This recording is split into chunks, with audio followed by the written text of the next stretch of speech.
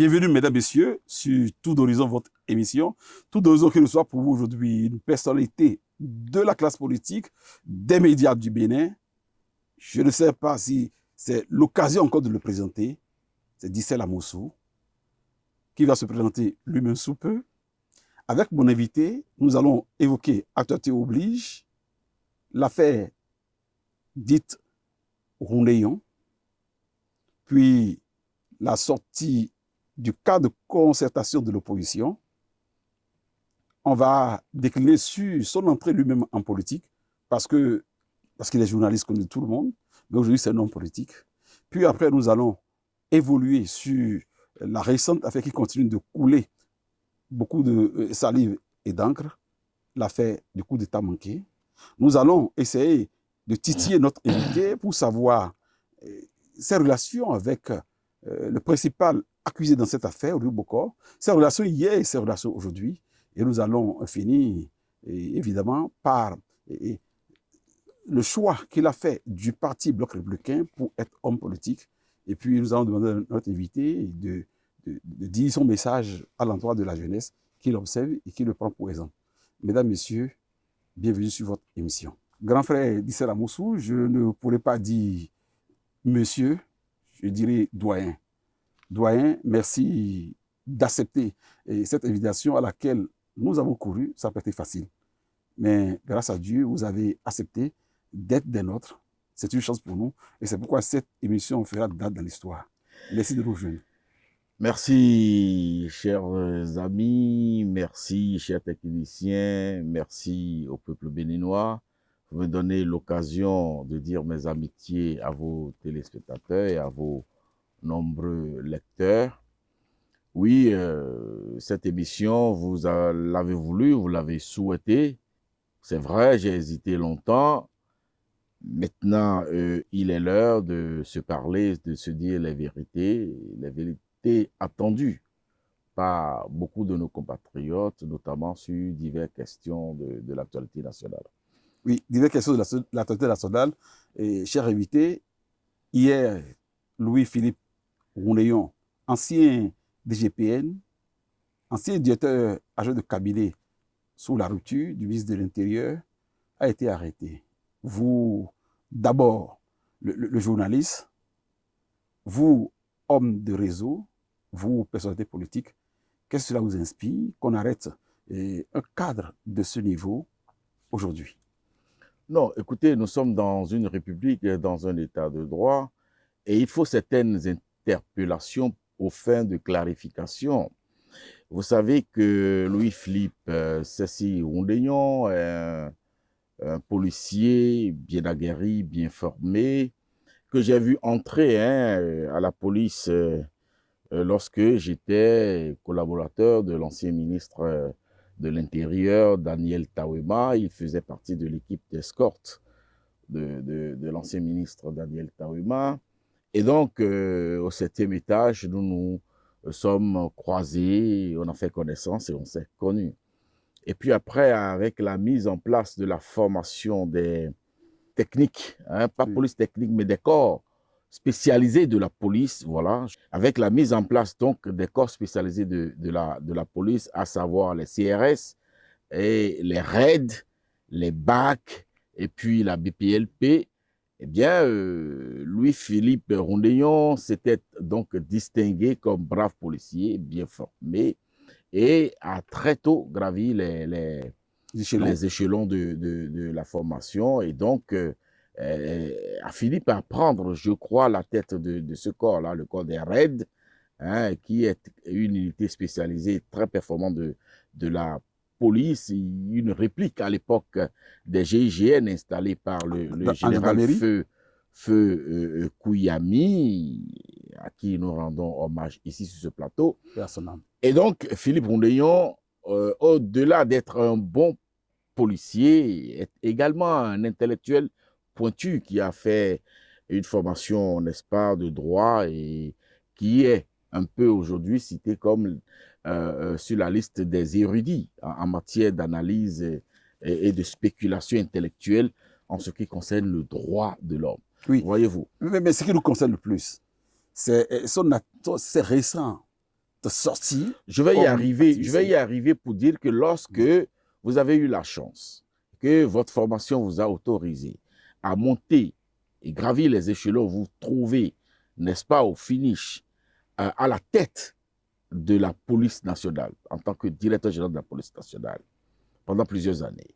Et lorsque vous avez, n'est-ce pas, monté en galon, n'est-ce pas, oui, c'est vrai, il y a eu la polémique du retrait de ces galons de général.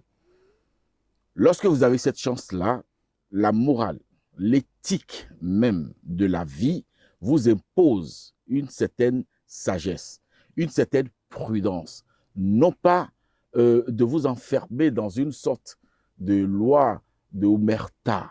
Ce n'est pas le silence qu'on vous impose, qu'on vous exige, mais vous devriez avoir beaucoup plus de démarche pédagogique dans votre activisme. Alors, ce que moi j'ai lu, entendu, regardé ces derniers mois venant, n'est-ce pas, de mon jeune frère Louis-Philippe Roundéillon, c'est à la limite, n'est-ce pas? Vous l'avez méconnu. Je ne l'ai pas méconnu, moi j'ai compris qu'il y a une certaine manifestation de son humeur, de ses sentiments, d'avoir été, n'est-ce pas, retraité forcé, d'avoir connu cette mésaventure du retrait de ses étoiles. Oui, et parlant donc, de cette mésaventure de retrait de ces étoiles, est-ce que, selon vous, c'est justifié? Parce que je n'ai pas... De ma connaissance, cela résulte d'une décision je de la ne Cour suis suprême. je ne suis pas magistrat, je ne suis pas juge, C'est déjà, mais je sais déjà que, jugé, puisqu'il y a une décision. je sais que tout ceci était grâce à une plainte de l'un de leurs collègues. Je dis leur parce qu'ils étaient deux concernés. Hein. Il avait aussi le général Rounokpe, je crois, qui Oui. était concerné. Et sans doute, je ne le connais pas de grade, Achou. Didier. Et donc, vous voyez que c'était l'un de leurs camarades, leurs collègues, qui s'est plaint d'une certaine injustice. Agbosaga et... D'une injustice, non, je voudrais parler écoutez, les requérants auprès Zola. de Est-ce que c'est Zola s'appelle? Je ne sais plus exactement. Oui. Mais je sais que c'est l'un de leurs collègues, n'est-ce pas, qui a porté le dossier devant les juridictions de notre pays et pour finir la Cour suprême, qui a rendu un jugement, qui a rendu sa décision. Voyez-vous? Alors que cette décision soit querellée, c'est un fait. Mais lorsque vous profitez, n'est-ce pas, de cette perte d'honneur, d'attributs, de positionnement, de privilèges, pour tenter d'édulcorer votre analyse et interprétation de la situation d'une république, de votre pays, en clouant au pilori pratiquement le chef de l'État et son gouvernement, vous perdez un peu, pas de la jugeote, mais vous perdez de l'équilibre. Vous perdez dans vos analyses le sens de la vérité. Parce que votre moi blessé se retrouve au cœur des spéculations intellectuelles que vous menez. Et j'ai perçu ça, n'est-ce pas, dans les propos, dans les commentaires, dans les sorties médiatiques de Louis-Philippe Roundéillon. Et lorsque vous en arrivez à dire votre appartenance ou votre accointance à certains milieux politiques, à certains milieux activistes, panafricanistes, qui ne font pas que du bien dans les analyses à votre pays, mais qui amènent à dire, par exemple, que dans votre pays, on forme des djihadistes, des terroristes pour aller attaquer des pays voisins, il est même des allé pays frères. Jusqu'à dire, ce que j'ai entendu hier, que le président en exercice n'aurait pas la légitimité requise pour nous diriger. Alors, lorsque vous dites ces choses-là, vous mettez en débat, vous convoquez la légitimité, la légalité des institutions de la République. Eh bien, la justice est en droit de vous interpeller, pas de vous arrêter, mais de vous interpeller pour vous amener à croiser, n'est-ce pas, vos arguments contre les textes et lois de la République. Donc, il ne s'agit pas d'une arrestation, il s'agit d'une interpellation aux fins de clarification de position. De mon point de vue, Le cabinet Rounéon, dans le communiqué qu'ils ont qu'est-ce envoyé que dans les vous appelez médias, cabinet Rounéon? il y a un docteur qui avait signé en tête de ce communiqué que j'ai lu hier. Moi, j'ai demandé à la publication de son premier communiqué, alertant et prétestant d'un plan ou dit pour orchestrer pour aller arrêter Louis-Philippe Rounéon.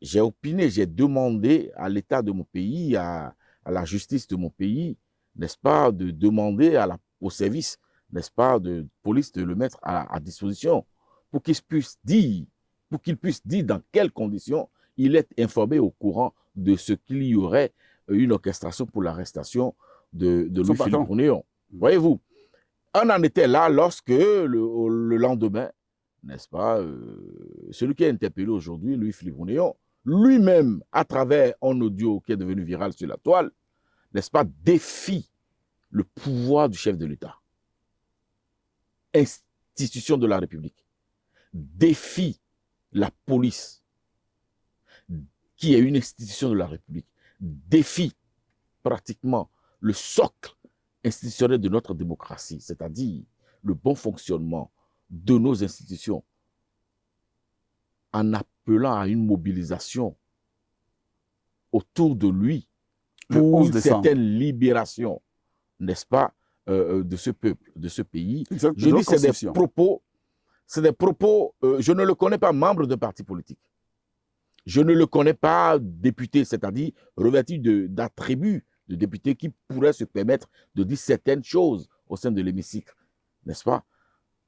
Mais lorsqu'un citoyen lambda, qu'il est devenu, tient ses propos, je dis, il faut qu'un État responsable puisse prendre ses dispositions pour que cela ne fasse pas tache d'huile. Heureusement, fort heureusement, les Béninois et les citoyens béninois à qui il parle ne sont pas dupes. Parce qu'au cours de l'opération de son arrestation hier, vous n'avez pas vu un chat venir au secours. Vous n'avez pas vu une mouche tempêter autour de sa maison. Oui, il a dit, voyez-vous, dans cet audio devenu viral, que même si on l'interpellait, qu'on va lui mettre la menotte devant l'histoire et qu'il va être libéré plus tôt parce que personne ne pourra le garder. Et que il, n'est-ce pas, donc l'État béninois, les institutions de la République, la justice béninoise ne pourront pas le garder longtemps. Eh bien, c'est un défi. Et nous y sommes, et j'espère qu'il aura, n'est-ce pas, tous les éléments qui conviendront ou qui conviendraient pour le sortir d'affaires dans le timing qu'il aurait. Cher doyen Edissa Lamossou, vous êtes l'un des rares journalistes à avoir des entrées au sein du service de renseignement. Vous connaissez la police, vous avez vu Rounéon venir à la police, vous avez des affinités avec beaucoup de membres d'institutions. Selon vous, qu'est-ce qu'on peut espérer de cette interpellation? Quelle est la suite de la vie de Rounéon? Écoutez, moi, je suis un citoyen, j'analyse, n'est-ce pas, de ma position de sachant. Il appartient, n'est-ce pas, à la police criminelle, n'est-ce pas, de l'écouter, n'est-ce pas, de faire son travail, de documenter son audition et de le proposer au procureur de la République et de le présenter au procureur de la République. À charge pour le procureur de la République, n'est-ce pas, de le retenir dans les liens, n'est-ce pas, d'une détention préventive au fin d'un jugement, ou de le libérer sous convocation. Donc, je crois que tant que les institutions de la République fonctionnent, tant que la justice béninoise fonctionne, et il serait prétentieux de ma part de lui coller des chefs d'accusation ici sur votre plateau. Mais ce que je peux retenir, en tant que citoyen, je dis ces propos, n'est-ce pas, sortent de l'élégance qu'un homme correct, responsable, ayant été à charge d'une direction générale de la police nationale, pourrait avoir à sa sortie, à sa descente, lorsqu'il n'est plus aux affaires. Voyez-vous, il y a ce qu'on appelle le devoir et l'obligation de réserve. Je ne sais pas s'il a observé. C'est un poste qui lui a permis d'être, par le passé, au cœur, n'est-ce pas, du fonctionnement du dispositif sécuritaire de notre pays. À partir de ce moment-là, je crois qu'il pouvait s'éloigner tant soit peu des micros et des caméras. Très bien. Dissela Boussou, nous allons toujours rester dans le cadre de l'actualité politique pour parler de la sortie du cadre de concertation de l'opposition. À cette sortie, ils ont exigé une relecture du code électoral. J'aimerais savoir votre position, vous, en tant qu'analyste, en tant que journaliste et en tant que politique, sur le caractère, le type de ce code électoral. Est-ce qu'il est bon pour le Bénin ou est-ce qu'il va falloir le réviser tôt ou tard? Je voudrais déjà dire que c'est heureux qu'enfin, cette classe politique de l'opposition à la gouvernance de Patrice Talon puisse se parler, se trouver les moyens et les artifices pour se mettre ensemble. Ah, c'est ce qui est souhaité, ce qui était souhaitable. Maintenant que c'est arrivé,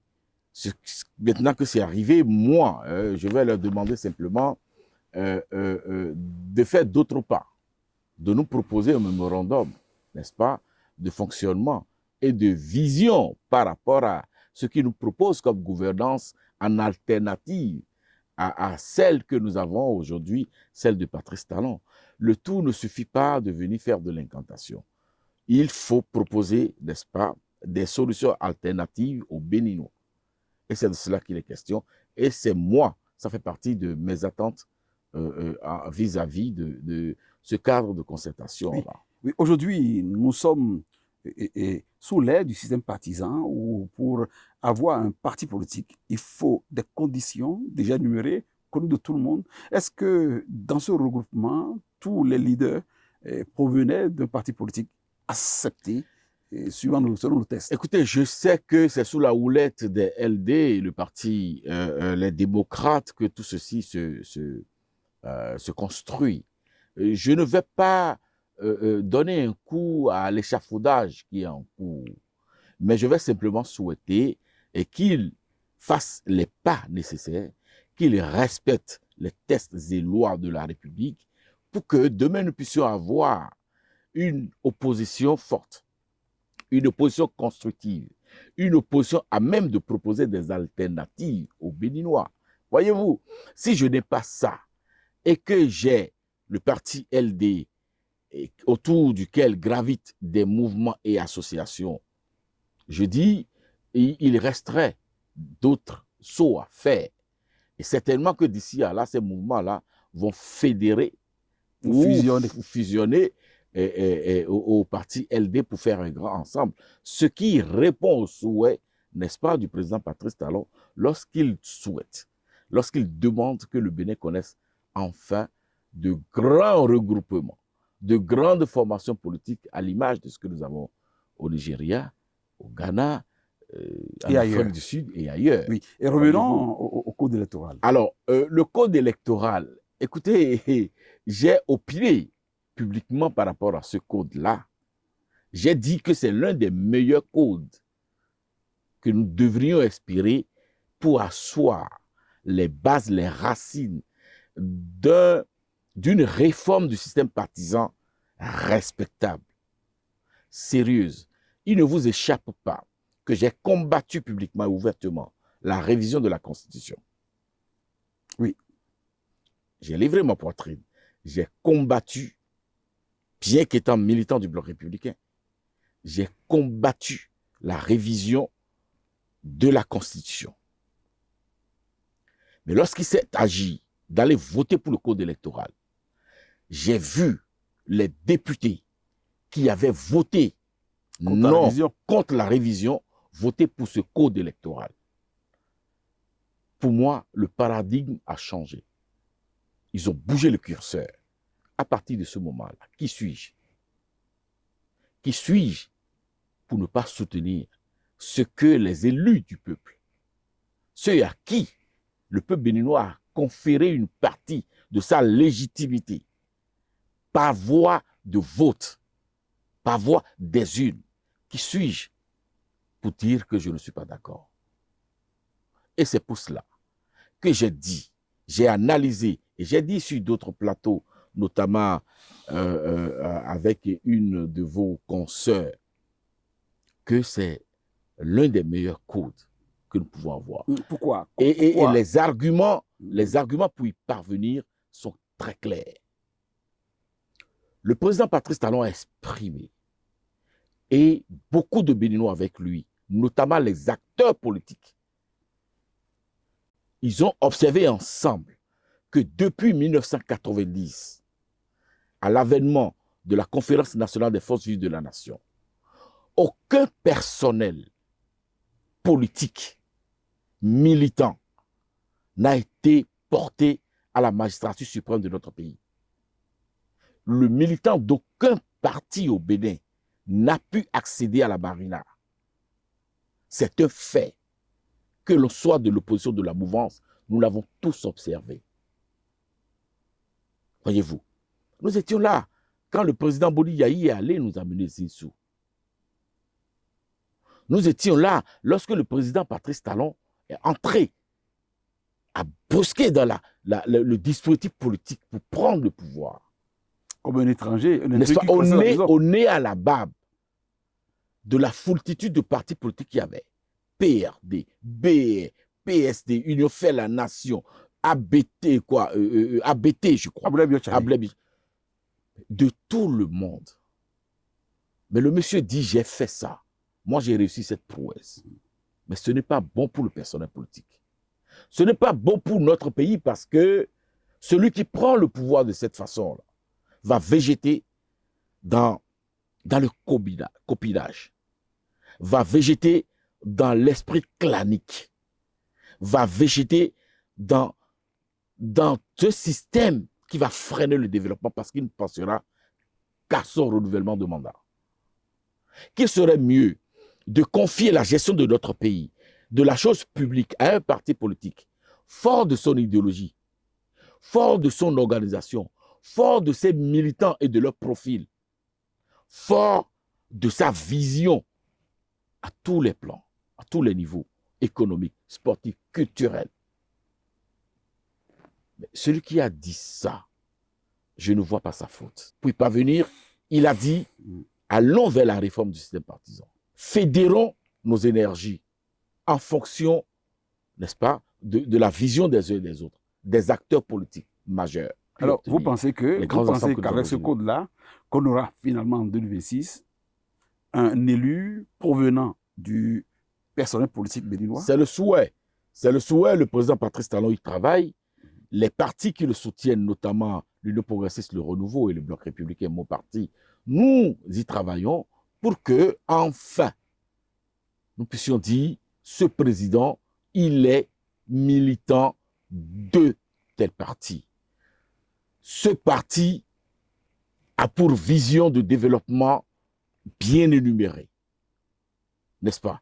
Qu'on ne fasse plus de broderie fantaisiste pour prendre la gestion du pays et en faire ce qu'on veut. Monsieur Dissel Amoussou, vous avez parlé tout à l'heure, en parlant du BR, mon parti. Ça veut dire que officiellement, les gens ont eu la chance de le vivre. Vous le dites maintenant que vous êtes le produit d'un parti politique. Je veux évoquer l'entrée en politique de Dissel Amoussou, le journaliste. Mais avant, je vais permettre à nos téléspectateurs et internautes de suivre votre discours d'entrée en politique. Et nous allons revenir là-dessus pour vous poser quelques questions. Je n'invente pas le fil à couper le beurre. Je ne fais qu'un pas pour me retrouver dans un marigot dont je ne connais que trop bien la profondeur et la structure. Je suis parfaitement conscient de l'acte que je pose devant vous aujourd'hui. Je sais que je viens dans un milieu trouble, méchant, occulte, avec des travers et des péripéties. Mais c'est ce milieu qui fait aussi d'hommes et de femmes intelligents qui nous dirigent et qui forge le destin de millions de Béninois. Cependant, mes origines, mon éducation et ma formation me donnent les armes nécessaires pour avancer méthodiquement, stratégiquement, respectueux des règles conventionnelles et puiser au besoin dans ma force, mon énergie et mon intelligence, le génie nécessaire pour contrer toute forme de mesquinerie et de méchanceté. Mesdames, Messieurs, je ne viens pas en politique pour me dénaturer. Je resterai moi. Moi, dans mon intégralité et la plénitude de ma posture. Je viens en politique pour apporter ce mien à la sécurisation des réformes en cours dans notre pays.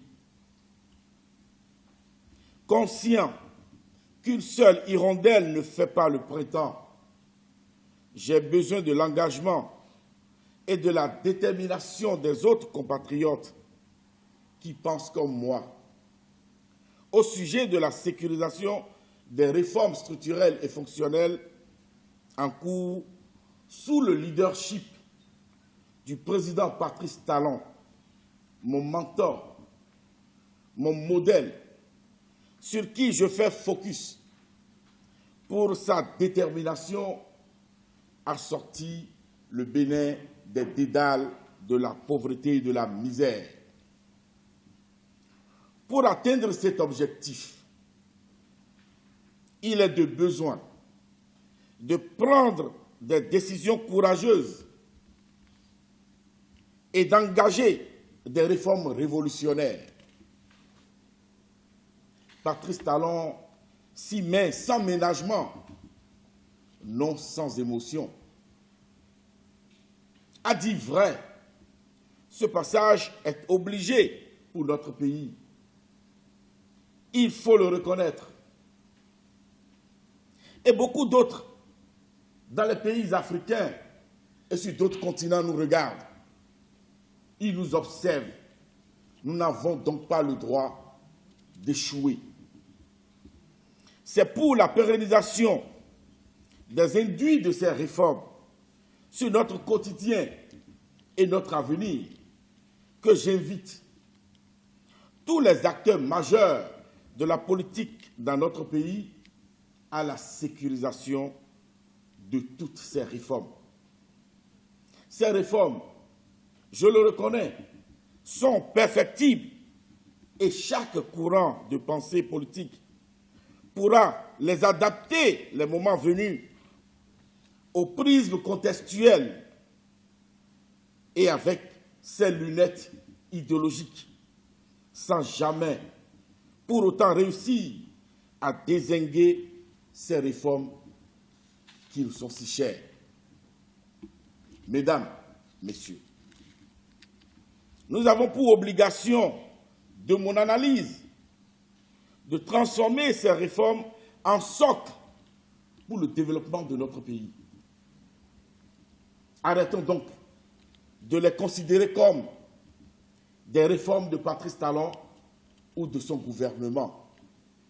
Il faut que tout le peuple béninois s'approprie ces réformes. Et j'ose le dire, nous avons besoin d'incruster certaines de ces réformes dans notre Constitution et de trouver les outils et les mécanismes pour la préservation des autres aussi nécessaires qu'utiles.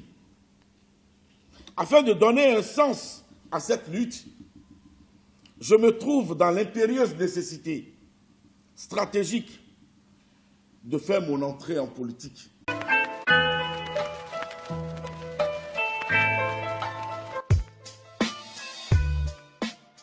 c'est un choix bien pensé. C'est un choix libre. C'est donc en toute responsabilité que pour la suite de mon plaidoyer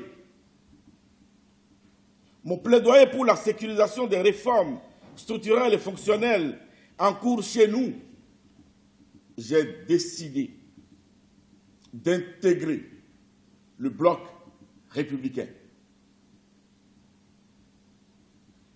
Pour ce que ce grand parti politique est à mes yeux, et après avoir échangé avec les responsables au plus haut niveau de tous les grands blocs politiques de notre pays, le bloc républicain est en effet la réelle incarnation d'un parti national. Il est dirigé par un grand homme, pétri d'expérience, dont le parcours, la sérénité et le management forcent l'admiration, mon admiration. Je veux citer le secrétaire général national, le camarade Ablaye Biotchani. Contrairement à ce que disent certains mécréants, le BR n'est pas le parti des babas. C'est un parti de braves et valeureux républicains, venant de tout et de partout, sans distinction de sexe, de race, d'obédience culturelle ou cultuelle. Pour ceux qui ne le savent pas encore, ou en doute pour avoir absorbé les poisons de l'intoxication, le bloc républicain est le seul parti au Bénin valablement présent et dignement représenté partout. J'ose le dire, c'est une formation qui n'étouffe pas pour des considérations claniques, sectaires et divisionnistes du type d'une certaine ère culturelle en vogue ailleurs. J'en profite pour donner l'alerte. Avec la ruée sectaire et ethnocentrique que j'observe, les auteurs et acteurs font le lit aux prémices d'un parti État en gestation. Je dénonce sans ménagement ce plan diabolique qui risque de porter une grave entorse à la cohésion nationale, indispensable pour notre quiétude, la stabilité de nos institutions et la paix.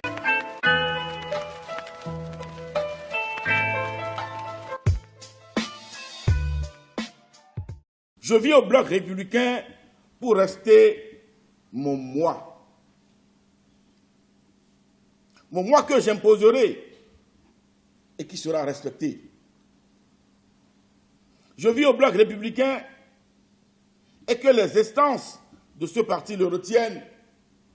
Je viens pour ma liberté de mobilité, de pensée, dans le respect de la discipline du groupe.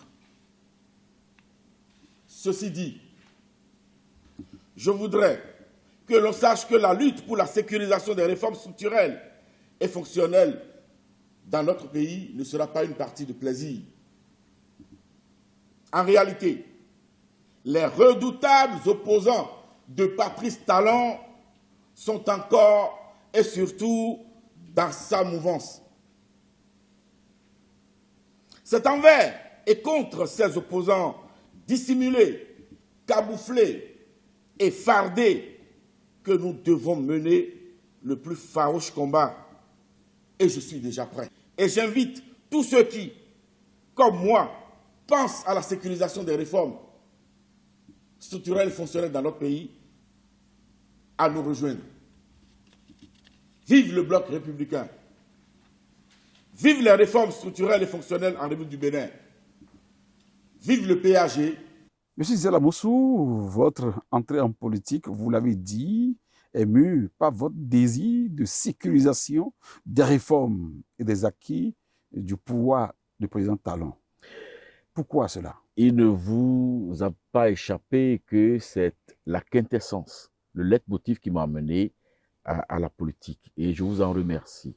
Merci. Pour faire observer aux Béninois, aux compatriotes, qu'à chaque fois que nous avons élu à la tête de ce pays un président, il vient avec son programme et il vient déconstruire tout ce qui existait. Je peux donner des exemples. Oui. Avec le président Nicéphore Dieudonné Soglo, pour commencer par lui, nous avons connu le phénomène fait 30 gorges. Nous avons connu le phénomène de lorsque j'étais. Nous avons connu des pavés. Oui. Nous avons connu la captation, n'est-ce pas, des ressources financières au titre de ce que les organisations internationales ont voulu reconnaître au peuple béninois, l'organisation de la Conférence nationale des Forces vives de la Nation. Nous avons capté tout ça, mais nous n'avons pas pu gérer, nous n'avons pas pu en faire grand-chose. Et parce que le président Nicéphore Dieudonné Soglo n'était pas préparé à devenir président de la République. Oui. Il est devenu, par un concours de circonstances, Premier ministre, et puis il est devenu président de la République. La chance lui a souri. Voyez-vous.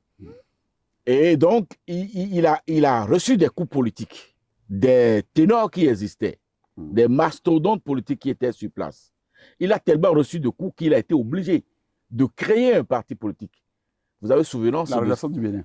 Vous avez souvenance de cette histoire de marigot et de poisson. On vient percher le poisson dans mon étang, dans mon marigot, est venu me le revendre cher. Donc, il y avait une sorte de mercantilisation du personnel politique. Le président Soglo a subi ça. D'où son mandat, son premier mandat ne lui a pas été renouvelé. C'est-à-dire le deuxième mandat, il espérait avoir un second mandat. Il ne l'a pas eu. On l'a mis à la porte. Le président Kérékou est revenu.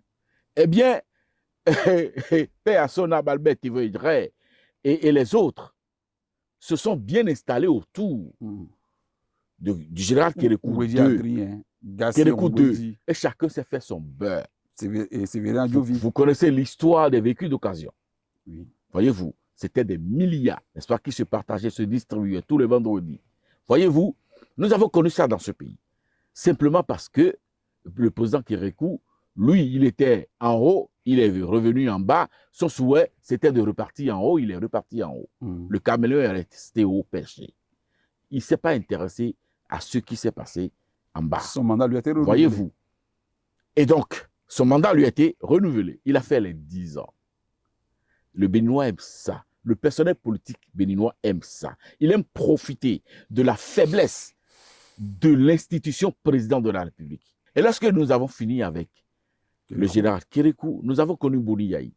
Boni Yahi, avec qui j'ai eu l'honneur de travailler 10 ans. Oui. Boni Yahi, pour son premier mandat... Vous avez travaillé avec Boni Yahi comme quoi? Dans quel secteur, s'il vous plaît, si vous pouvez dire la vérité? Je m'occupais un peu de tout ce qui concernait la communication, mais la communication autrement. Comment autrement? Écoutez, j'étais dans une direction de la présidence de la République qui faisait autrement la communication. Qui a un nom. Ce que je sais faire, c'est la communication. La communication autrement. Ce n'est pas Boni Yahi qui m'a nommé au poste que vous visez. Non, c'est plutôt Kérékou qui m'a nommé à ce poste. Oui, oui. 10 ans. Et donc, après son départ, Boni Yahi a estimé que je pouvais continuer d'apporter, n'est-ce pas, ma contribution à mon pays. Donc, je suis resté encore à ce poste 10 nouvelles années. Voyez-vous, bien. Et donc, le président Boni Yahi, les Béninois ont observé sa gestion. Banquier, c'est vrai. Banquier, c'est vrai, mais qui était un peu en déphasage avec les réalités de développement de notre pays, mais qui s'est rattrapé à travers un populisme ambiant, qui lui a permis aujourd'hui de continuer d'avoir de l'ancrage populaire dans certaines circonscriptions électorales. C'était le papa bonheur. Oui. C'était celui qui pouvait partager des sacs de riz à Kadiaoumi. Oui, donc, c'est pour refuser cette gestion plus ou moins hasardeuse du pouvoir que vous avez voulu que les réformes soient soutenues pour perdurer dans le temps. Vous avez vu en politique. Alors, Vous avez donc, vu en politique, et M. Tselamoussou, vous avez choisi le BR, alors que dans votre périple avant décision, vous avez rencontré tous les autres leaders politiques.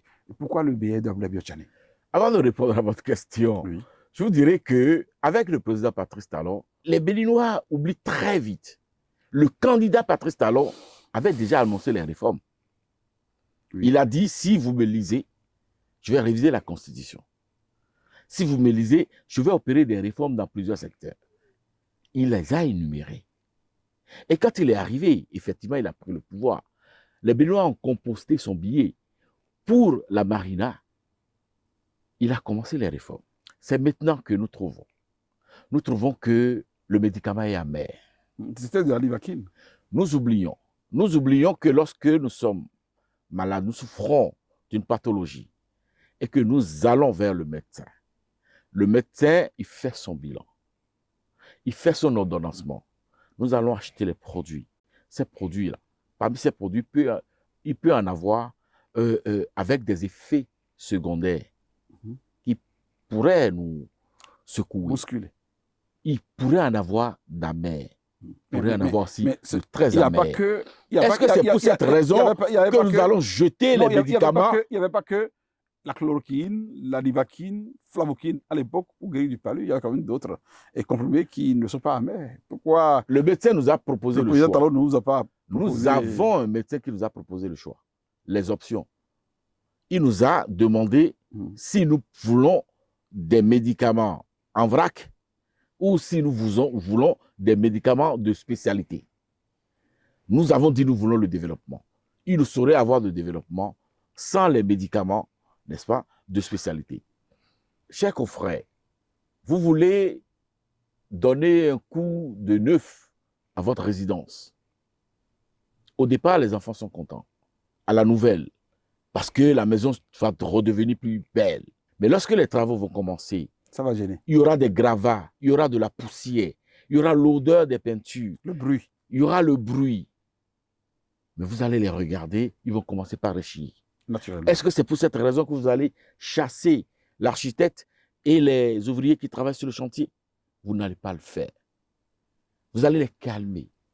Vous allez les accompagner dans cette souffrance. Et lorsque vous allez finir, les travaux seront livrés, ils vont gambader de joie. Ils vont vous porter en triomphe. Oui, et si l'architecte n'a pas fini, alors que le temps imparti est arrivé, est-ce qu'il faut lui reconduire C'est un autre débat. C'est un autre comme débat. Vous êtes dans l'image de Je dis c'est un autre débat. J'ai voulu en profiter pour poser cette question. C'est un autre débat et ça, c'est la famille qui décide. La famille. C'est madame qui décide. C'est papa qui décide. C'est les enfants qui décident. Est-ce que nous attendons à cette étape? Est-ce que nous continuons? Laissez partir l'architecte. Est-ce que nous allons trouver un enfant, un digne fils, qui va prendre le relais de la construction, pas de l'architecte, de la famille, qui va prendre la relève? C'est des questions qui se discutent au sein de la famille politique, voyez-vous. Ce n'est pas des questions qui se discutent dans la rue. Oui. Un père de famille ne va pas discuter de ces choses-là dans la rue. Oui. Il discute de ces choses avec ses enfants, son épouse à la maison. L'architecte attend dehors. Votre choix du BR. Et voilà, pourquoi est-ce que je suis allé au BR? La question m'a été posée plusieurs fois. Hein. On trouve que je suis du Koufo, je suis à Dia, donc, qu'est-ce que je vais chercher dans un parti, dit parti des Babas? Lorsque j'ai rencontré les grands acteurs politiques, les acteurs majeurs de la politique dans notre pays, les présidents des partis politiques dans notre pays, et que j'ai écouté l'offre politique de chaque parti à notre pays, lorsque j'ai écouté à la vision de chaque président pour notre pays, j'ai dit, un parti qui propose l'autonomisation des femmes, un parti qui dit que la jeunesse doit retrouver, n'est-ce pas, sa formation technique et professionnelle, c'est le chemin idoine, le chemin correct pour se construire son bonheur. Lorsqu'un parti me dit ça, je suis preneur. Lorsqu'un parti me dit que nous devons aller vers le développement agricole et pousse le gouvernement qu'il supporte à augmenter la subvention sur les machines agricoles pour permettre à la jeunesse aujourd'hui de ne plus connaître la souffrance de la houe ou de la daba. Lorsqu'un parti me fait cette proposition, je prends. Eh bien, et j'apporte mon idéal à ce parti-là pour dire, oui, nous allons travailler à ce que le gouvernement que nous soutenons puisse nous écouter, à continuer, n'est-ce pas, à soutenir les programmes sociaux dans notre pays, notamment les cantines scolaires, à impacter beaucoup plus de Béninois. La démarche, c'est d'atteindre les 100%, de pouvoir maintenir les enfants béninois dans le cycle, n'est-ce pas, du curricula, et de ne plus connaître la déscolarisation à ce taux. De proposer aux enfants, dès le jeune âge, des formations techniques et professionnelles pour suppléer au manque que nous avons aujourd'hui. Parce que les chantiers que vous avez là, que vous observez dans le pays, mais est-ce que vous savez que nous manquons de coffreurs? Est-ce que vous savez que nous manquons de plombiers qualifiés? Est-ce que vous savez que nous manquons d'architectes? De caroleurs qualifiés. De caroleurs. Allez à Ouedo, faites tout à Ouedo avec votre équipe. Ce qui se passe là, c'est un désastre. Parce qu'il n'y a pas de personnel. Les travaux sont ralentis. Et je crains que cela ne devienne un éléphant blanc. Oui. Je dirais sur la lame depuis plusieurs mois. Oui. Simplement parce que le Bénin n'a pas formé suffisamment Oui, de main-d'œuvre. Le BR. On est obligé d'aller en chercher à Accra, au Togo, au Nigeria. Oui, le BR est partie prenante réellement. Voyez-vous? Alors, donc, quand un parti s'inscrit dans cette dynamique, je dis c'est la dynamique pour l'avenir. Et c'est pour cela qu'il faut dire aux jeunes qui sont encore sur les carreaux, qui n'ont pas encore fait un choix politique, d'aller vers le militantisme et d'aller vers le bloc républicain.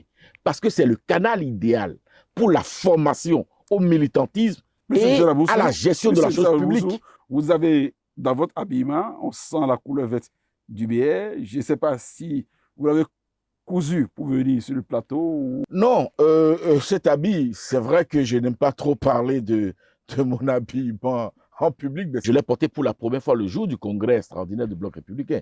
Le jour où le camarade Ablaye Biachane, anciennement secrétaire général national du parti, est devenu président de notre parti. Ouais. Et donc, c'est un boubou souvenir pour moi.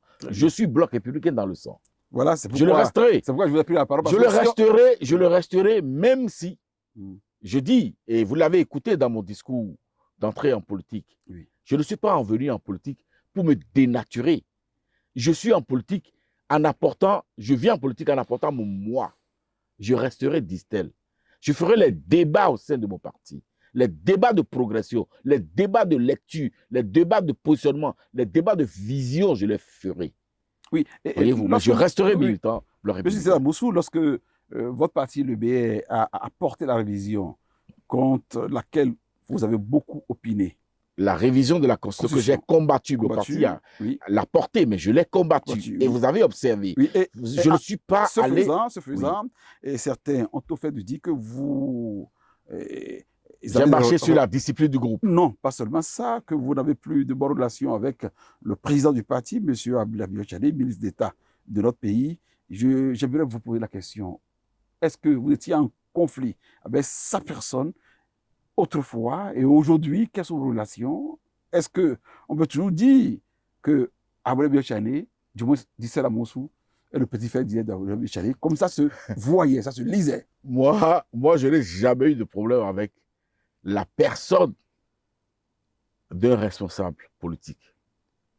Encore moins la personne de mon grand frère Ablaye Biachane. Rien ne nous oppose, le président Ablaye Biachane et moi. Si je quitte ici, je prends mon véhicule, je vais chez lui, je suis bienvenu. Voyez-vous. Mais sur certaines questions concernant le positionnement de notre parti, je dis, je ne suis pas un militant lambda. J'ai mon mot à dire. Et nous avons les institutions. Le parti s'est donné, n'est-ce pas, les instances qu'il faut pour en parler. Je dis, faisons fonctionner correctement ces instances-là pour que mes propositions, ma voix puisse passer.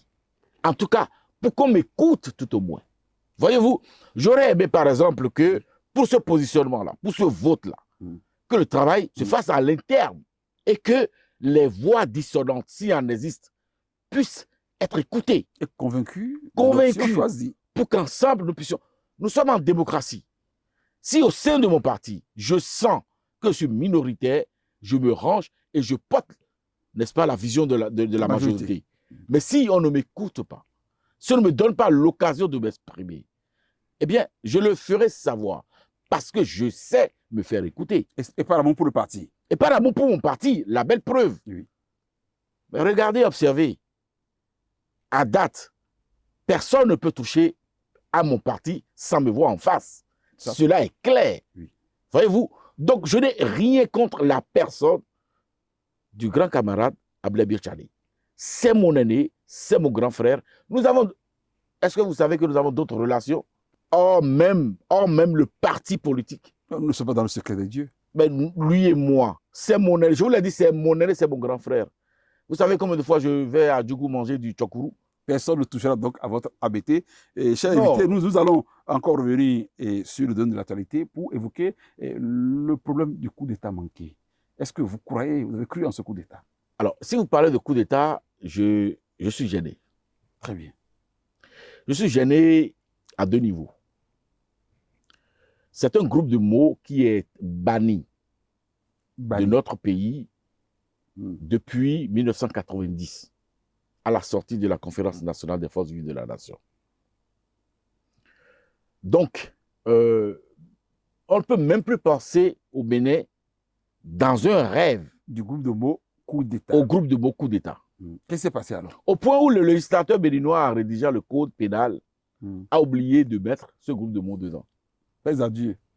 Ce groupe de mots n'existe pas dans notre code pénal. Voyez-vous? Donc, quand on parle de coup d'État, je tique. Mais lorsqu'on parle de complot, oui, à l'atteinte de la sûreté de l'État, la question devient préoccupante.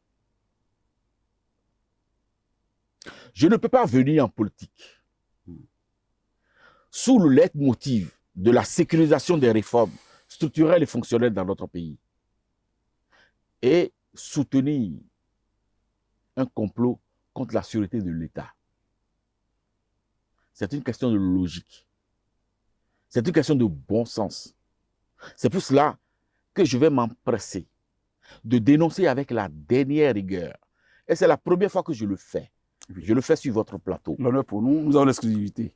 De dénoncer avec la dernière rigueur, avec véhémence, tout esprit complotiste de la remise en cause du fonctionnement des institutions de la République au Bénin.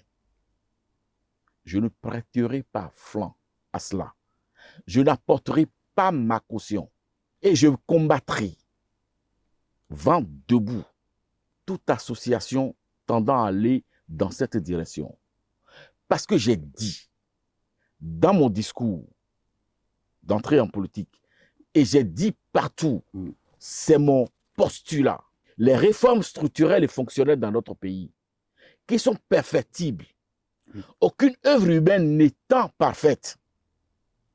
Chaque parti politique, chaque formation politique qui parviendrait à venir au pouvoir pourrait les modifier au prisme contextuel du moment, en fonction des contingences du moment et à la lumière, à la lunette de leur idéologie. Mais nous devons faire de sorte que jamais aucun courant ne vienne dézinguer ce socle-là pour nous retourner à la case départ, à la case de l'éternel recommencement. Ça va être le combat de tous les Béninois. S'il y a un combat à faire, c'est dans les urnes. S'il y a un combat à faire, c'est sur le terrain politique. S'il y a un combat à faire, c'est dans le croisement des idées. C'est dans les joutes. C'est dans les prises de position. Mais jamais de façon diabolique. Mais jamais dans l'élan de ce qui se dit là. Non, le Bénin n'a pas besoin de ça. Très bien. Et cette opinion sera saluée des Béninois, j'en conviens. Mais le parti LD, dans sa déclaration par rapport à cette actualité, semble ne pas voir cette affaire de complot comme vous. Qu'est-ce que cela vous explique? Je ne suis pas militant du parti LD, mais vous savez que c'est un parti qui n'a jamais le lead, qui court toujours après les événements et les actualités. C'est un parti qui ne crée pas l'actualité. C'est un parti, excusez du peu, c'est un parti sclérosé qui manque, n'est-ce pas, de projection ou de projectivité sur la lecture politique de notre pays. C'est un parti qui court après. Et donc, ainsi qu'ils ont couru après le phénomène Humvi, ils ont mis les écharpes pour se retrouver à Grand Rito, devant la criette. Ainsi, ils se sont encore jetés à l'eau dans ce dossier-là d'atteinte à la sûreté de l'État. Voyez-vous? Et donc, c'est un parti qui manque de réflexion. Quand je les lis, quand je lis les communiqués, quand je suis les déclarations, je crois que c'est un parti qui doit être préoccupé aujourd'hui à taire les dissidences en son propre sein. Et je crois que c'est à ça qu'ils travaillent et c'est pour ça qu'ils perdent, n'est-ce pas, de l'allant dans la qualité de la projection, des spéculations intellectuelles politiques qu'ils pourraient nous proposer. Donc, je crois que c'est un parti qui continue de se chercher vivement, qu'il retrouve ses marques assez tôt pour qu'on puisse avoir à croiser les idées avec un parti bien structuré, bien organisé, quoi. Pour une bonne élection. Oui, quand même, parce que les Béninois en ont besoin. La vitalité de notre démocratie en a besoin. Chers téléspectateurs, nous allons observer une pause pour prendre une gorgée d'eau.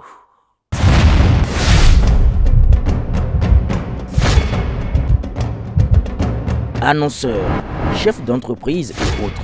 Bref, population d'ici et d'ailleurs. Cet espace vous est réservé pour la promotion de vos produits et activités. Non seulement en français, mais aussi en fond, Dikamari, Fulfulde, Batoum, Dendi. À vous le choix. Pour en savoir plus, veuillez nous contacter au numéro suivant 97 64 79 91 ou 97 17 51 35. Mesdames, Messieurs, nous voici encore au plateau. Merci de nous suivre. J'aimerais savoir, Monsieur Dissela Moussou, vous avez condamné avec véhémence la tentative de complot contre la société de l'État. Il se fait que c'est bien un ami à vous qui est aujourd'hui en détention dans l'ONUST dans cette affaire. Je vais nommer Olivier Bokor. Quelles ont été vos relations et quelles sont vos relations aujourd'hui? Olivier Bokor n'est pas un ami, c'est un frère. Oswald Tromeki est un frère. Un frère Adja. La région importe peu. Abatakou est un frère. Abla Biochane est un frère. Un aîné. Nous sommes tous des frères au Bénin. C'est pour cela que je me refuse l'idée de comploter à l'attentat, n'est-ce pas, dans notre pays. Parce que quand on parle d'atteinte à la sûreté de l'État, on ne peut pas jurer maîtriser les dégâts collatéraux que cela pourrait engendrer. Voyez-vous? Très bien. La justice est en train de faire son travail. Et j'espère que d'ici à là, nous aurons plus de clarifications, plus d'éléments, n'est-ce pas, pour opiner. Mais que ce soit Olivier Bokor, que ce soit Oswald Tromeki, ou Tatampion, Distella Moussou n'est pas en association de malfaiteurs avec quelqu'un. Que cela soit clair. Distella Moussou n'est pas en association de malfaiteurs, que ce soit avec Olivier Bokor, Oswald Tromeki ou Tatampion. Parce que je n'admettrai pas qu'on puisse reculer le pays à la période des coups d'État dans notre pays. Comme au Burkina? Je ne voudrais pas citer de pays voisins ou frères. Je ne voudrais pas créer d'incidents diplomatiques. Mais que cela soit clair. Ceux qui pensent que oui, Olivier Bokor est en prison aujourd'hui, oui, Ozad Promeki est en prison aujourd'hui, et que Distel Amoussou les abandonne, Distel Amoussou tend à changer sa veste, je vais vous dire quelque chose. Je ne suis pas venu en politique pour les beaux yeux de quelqu'un. Et avant de faire ma déclaration politique, je n'ai pas reçu l'autorisation de quelqu'un. Je n'ai pas eu de moyens de quelqu'un. Voyez-vous, c'est pour vous dire que j'évite au maximum d'embrigader ma liberté d'esprit et de parole. Nous sommes encore dans un contexte où on parle de présomption d'innocence. Oui, nous sommes en instruction. Le dossier en instruction. Donc, n'attendez pas de moi un soutien à quelqu'un ou un désaveu à quelqu'un. Mais comment on dit, je dénonce publiquement et ouvertement l'esprit qui pourrait caractériser, n'est-ce pas, une tentative de déstabilisation des institutions de la République dans mon pays. Je ne peux pas l'admettre. Oui, cela me pousse à vous poser une question. Votre aîné, puisque vous parlez de fraternité, Candidat Zanaï, a dit dans une récente déclaration qu'il faut défendre Olivier Bokor. Qu'est-ce que cela vous inspire? Alors, il faut le défendre par principe, il faut le défendre par fraternité, il faut le défendre par proximité. Oui, il n'a qu'à le défendre. Ceux qui veulent défendre n'ont qu'à défendre. Mais moi, je dis, je ne veux pas attaquer non plus. Je ne veux pas enfoncer non plus. Mais je dis, je ne serai pas auteur ou co-auteur ni complice d'une idée de la remise en cause de la démocratie béninoise. Il faut que cela soit clair. Si Olivier Bokor m'entend, ou qu'on aille lui dire, Distel Amoussou ne peut pas être complice de quelque chose qui pourrait, n'est-ce pas, faire couler du sang dans notre pays. Mais nous avons refusé ça. Monseigneur Isidore de Souza a été clair. Plaise à Dieu qu'aucun bain de sang ne nous éclabousse. Mais je ne peux pas apporter ma caution à une remise en cause de notre démocratie, du fonctionnement des institutions de la République. Parce que c'est quoi? Comploter, là. Tel que le schéma est présenté par le procureur spécial. Mario Metonou. Mais nous ne pouvons pas préjuger de la suite ou du sort du président Patrice Talon. Si cela était arrivé, heureusement que Dieu nous en a gardé. Si telle était, n'est-ce pas, l'intention, n'est-ce pas, des personnes qui sont placées en détention. Parce que là aussi, je n'ai pas d'éléments. Donc, je ne peux pas ni porter des coups à charge, ni porter des coups à décharge. Mais sur le principe, je dénonce. S'il y a eu tentative, il faut dénoncer. Tous les Béninois doivent se lever pour dénoncer s'il y a eu tentative. Je voulais vous poser une question. Et ça fait quoi, 1 mois et demi que dure cette actualité. Oui. Et vous ne l'avez pas fait autrefois. Je n'ai jamais fait de déclaration. J'ai évité. J'ai décidé de communiquer par le silence. Parce que je veux continuer d'écouter. Je suis quand même journaliste de formation. Je suis quand même communicant. Et homme de réseau. Je suis quand même, n'est-ce pas, directeur d'une agence qui s'occupe des services spéciaux. Je veux écouter, je veux documenter l'information. Et c'est pour cela que je dis, à l'étape actuelle, le dossier étant en instruction, je ne veux pas piétiner les principes, n'est-ce pas, de l'instruction d'un dossier judiciaire, mais je peux déjà, à l'étape actuelle, convier tous les Béninois à dénoncer. L'idée là, pour que plus jamais, si cela a existé, ou cela a tourmenté le sommeil de quelqu'un, qui n'en soit pas ainsi pour d'autres, pour que Béninois là, ne rêve à nouveau à cette possibilité, à cette éventualité. Si nous voulons combattre, n'est-ce pas, politiquement, nous allons le faire avec le personnel politique, avec le discours politique, avec le narratif qu'il faut élaborer politiquement et aller sur le terrain. Mais nous n'allons pas soutenir par principe, soutenir par amitié, soutenir par rapprochement, soutenir par fraternité, soutenir par accointance. Parce que, ce faisant, nous allons rendre le jeu trouble et flou.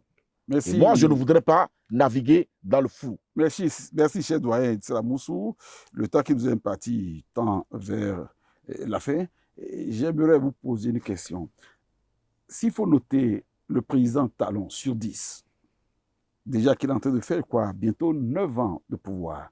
Vous qui êtes, comme on disait tantôt, homme de réseau, vous qui avez la culture de la mouvance, la culture du pouvoir, vous lui donnez combien? Je ne serai pas objectif.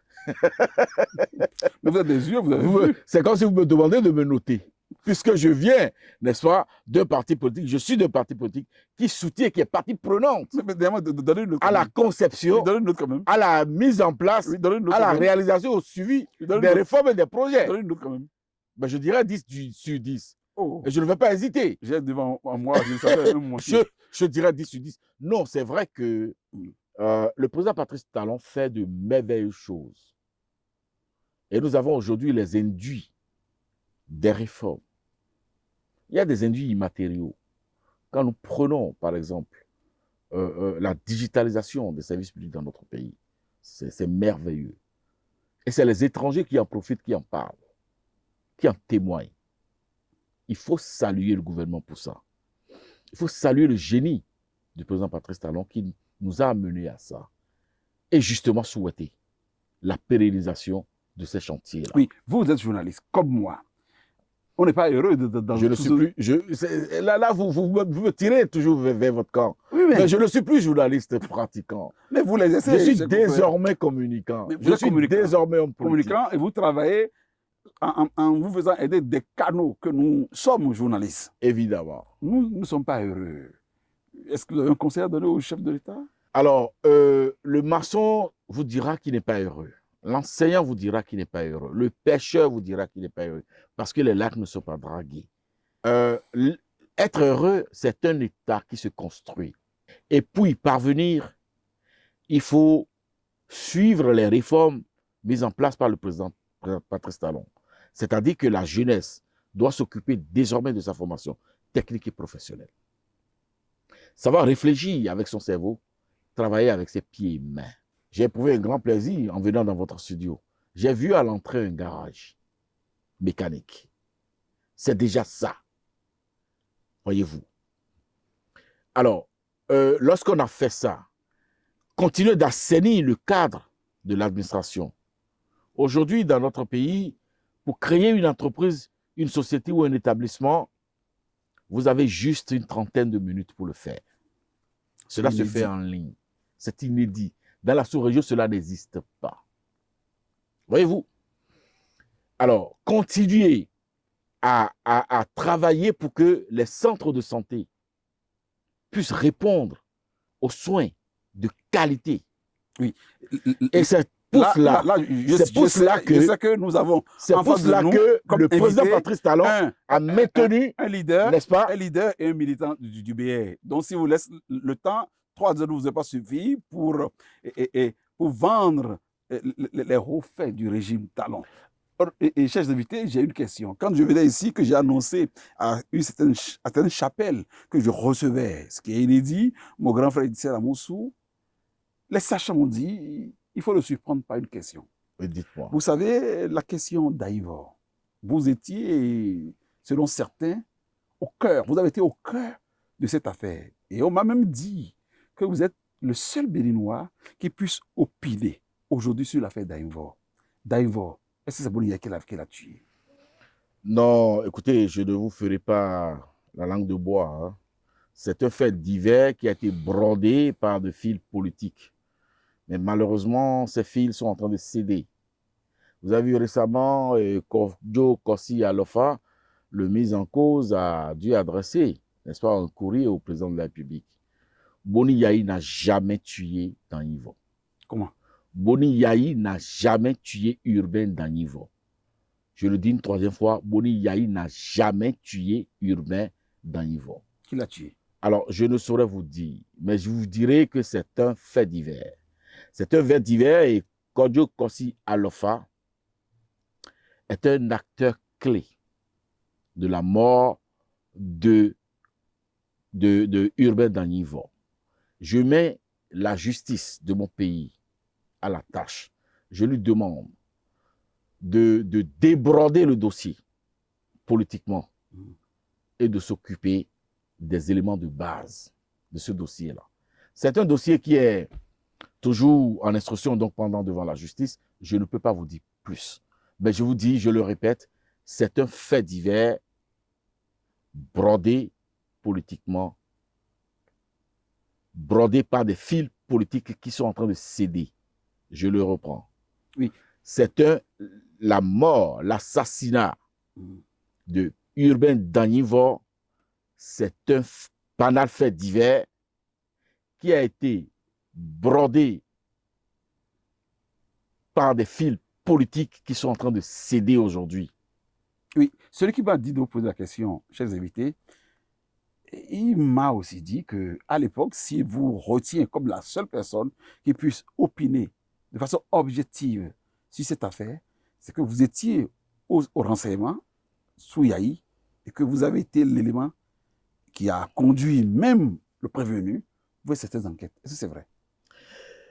Écoutez, je ne voudrais pas aller en profondeur de ce dossier. Ce n'est pas le but de mon passage, mais je vais vous dire que c'est un dossier que je ne connais que trop bien. C'est un dossier que je ne connais que trop bien, je m'en arrête là. Il n'est pas l'heure, il n'est pas le moment d'en parler. Il en est de même hein, pour d'autres dossiers dans le pays. Hein. Il n'est pas l'heure, il n'est pas le moment de parler pour moi. Je donne le temps au temps. Je le ferai par devoir pour la République. Merci, cher invité. Comme on le dit dans le jargon classique, votre mot de fait, mais moi j'aimerais que vous adressiez un message à la jeunesse béninoise. Oui, c'est de travailler. Oui, d'aller à l'école, hein, d'aller acquérir la connaissance du blanc, mais de faire en sorte que tout ceci soit en adéquation avec la disponibilité de l'emploi dans notre pays. C'est pour cela qu'il faut aller vers, n'est-ce pas, les formations techniques et professionnelles, comme le soutient mon parti. Il faut aller vers l'autonomisation de la femme, voyez-vous. Il faut aller vers les travaux champêtres, parce que le Bénin doit retrouver, n'est-ce pas, sa position. Aujourd'hui, au coton, nous sommes en train de faire des prouesses. Mais il faudrait qu'au niveau de l'ananas, au niveau d'autres produits de rente, nous puissions répondre. Voyez-vous, on parle récemment d'igname et de tubercules dans notre pays. Et donc, faire en sorte que nous puissions nous créer des conditions de bonheur à l'interne. C'est le souhait du président Patrice Talon, qui refuse d'être le président prostitué d'un peuple à genoux, un président quémandeur. Il fait exactement ce qu'avait refusé le président Émile Derlin Zissou en 1968, c'est-à-dire être le président prostitué d'un peuple à genoux. Et pour ne pas le faire, et pour parvenir à un développement, un sursaut national de développement, c'est qu'il faut construire ce pays pan par pan, brique par brique, et que chacun apporte son seau d'eau, sa bassine de sable, et que l'architecte, le grand architecte, puisse nous prêter vie.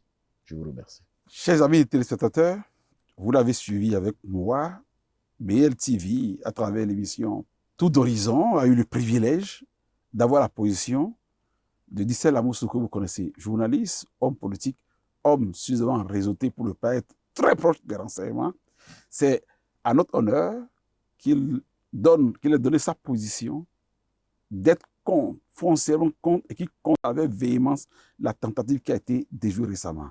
Il a aussi démontré par cet entrefait que relation avec Olivier Bokor, qui est un frère pour lui, il n'est pas prêt de soutenir quelqu'un qui serait au cœur de cet élément. M. Dissel Amoussou a aussi vendu, vraiment, il a peint en or, avec une feuille d'or, son parti, le BR, qui est vraiment au cœur des réformes du système partisan, des réformes socio-économiques du chef d'État Patrice Talon. Et il a réitéré son appartenance obéir contre vents et marées. Et d'ailleurs, comme son habillement le montre, il est encore curieusement habillé, tout de blanc vêtu, mais avec une broderie aux couleurs de BR. Merci, chers invités, de nous avoir suivis. Nous n'avons pas la prétention d'avoir tout dit, mais nous vous donnons rendez-vous très prochainement pour un autre invité qui nous fera, j'espère, l'honneur de nous tenir le plateau, comme l'a fait mon grand frère, mon doyen, Dissel Amoussou, que je remercie.